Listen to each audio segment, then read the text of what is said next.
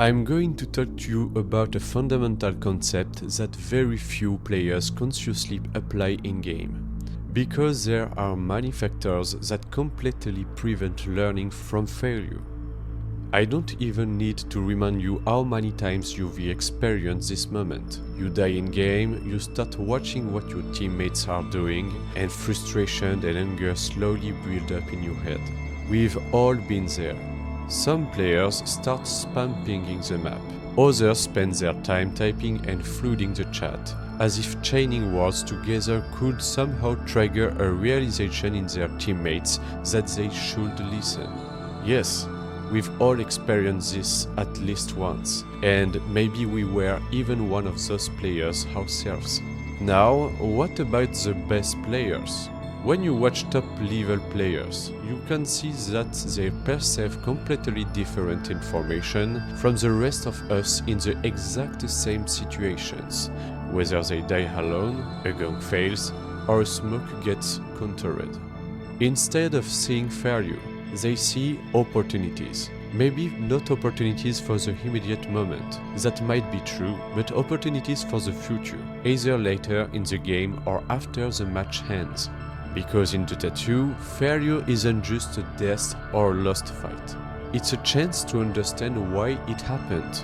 Failure is unavoidable in competitive games. You will spend just as much time losing as you do winning. And if you don't accept that raging over your failure is waste of time, you will waste the very time you need to improve. A player who wants to get better completely changes the way they think. They start asking questions. Why did that game fail? Why was my timing bad? Did I lack vision? Or, as a core, was my positioning wrong? Because every mistake contains a lesson that you simply can't get from winning. Victory has a way of hiding our weaknesses, while defeat exposes them. But as I mentioned earlier, learning from failure isn't just automatic.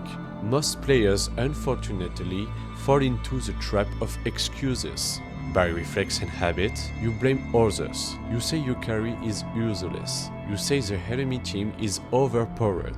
Or you say you were just unlucky. Maybe you're right, but those excuses completely block your progress. They make you repeat the same mistakes over and over again. So, if you want to turn your failures into progress, I suggest starting with the right mindset. After every death, every lost fight, every failed rotation, try to find one piece of information you were missing, something you could control, something that could have increased your chance of making a difference. The goal is to replace your old frustration reflex with a reflex to extract a lesson.